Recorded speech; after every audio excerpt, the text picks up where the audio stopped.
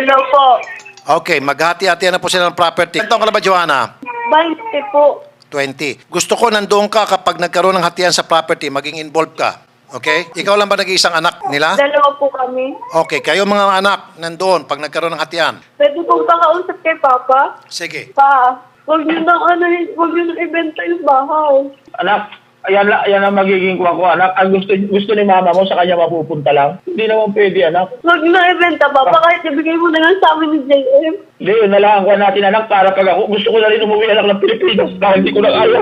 Para ipagupto sa kahit dalawa. Sa 10 taon ko rito, pagtatrabaho sa Saudi, kuha pa lang, hindi ako nakapili ng gamit ko sa aking sarili. Lahat, pinapadala ko sa mga mo. Pa, Binibigay ko lang sa kanila. Grabe ka, Ramsel.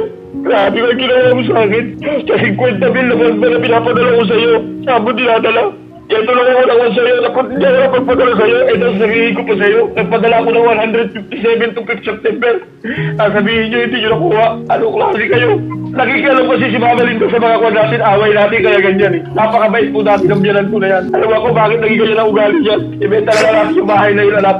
Ibenta na lang natin. Papa, huwag na ibenta yung bahay na yun. Hindi rin tayo nakakapasok, anak, doon sa bahay na yun. Ikaw na nagsabi, nagpasok pa siya ng lalaki doon bago ako umalis. Nung pagkaalis ko pa lang, may pumasok na lalaki doon. Joanna, ganito pag binenta kasi ang Joanna, maghahati sila. So si papa mo magbibigay ng pera sa'yo out of that proceeds at ganon din si mama mo. So meron kang perang matatanggap kayong dalawang magkapatid.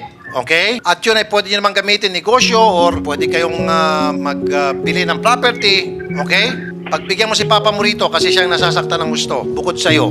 Dugot pawis ko ang pinagtrabaho ko rito, anak. Kaya ako nag-Saudi lang dahil sa inyo dalawang magkapatid sa iyo ng mama mo. Na ayaw ko maghirap, anak. Kung alam ko naging dalawa na kayo na adik mo, pumunta ako ng Saudi para mabigay ko lahat ng gusto mo. Ang gusto ninyo magkapatid. Mabigay ko lahat sa inyo. Anong ginawa ni mama mo? Marichel, saan ba kayo ngayon? La Union po. Sige po, pupunta po kami dyan sa La Union at doon po sa harap po ng barangay, magkapirmahan para doon sa pagdidispatcha ng mga property ninyo at hati sa gitna. And then yung mga proceeds po noon, kayo po ay magbibigay sa inyong mga anak. Si tatay magbibigay ng share niya sa inyong anak at ikaw din. Okay, ma'am? Opo. Very good. Paano ko makakapunta yung anak kong si Joanna buntis ko? Malapit na po mga anak. O di, pag nanganak na lang po, sir. Relax ka na lang muna dyan, sir. Huwag mo nang bigyan pa ng problema sa sarili mo. Magpakalakas ka dyan. Ayoko ma-stress ka. Ayoko baka ma-depress ka pa. Huwag na, sir. Okay? Sige, babalikan ka Opo, namin, sir. sir. From time to time, tatawagan ka namin, sir, para kumustahin ka dyan. Okay? Ingat kayo palagi, sir. Maraming salamat po, Sir Idol, sa inyong naging tulong at nakuha na po ang aking problema. At least nagkaroon po ako ng linaw sa aking mga yung mga aking mga naipundar na gustong angkinin lahat po ng asawa ko. Kaya ma'am, iba na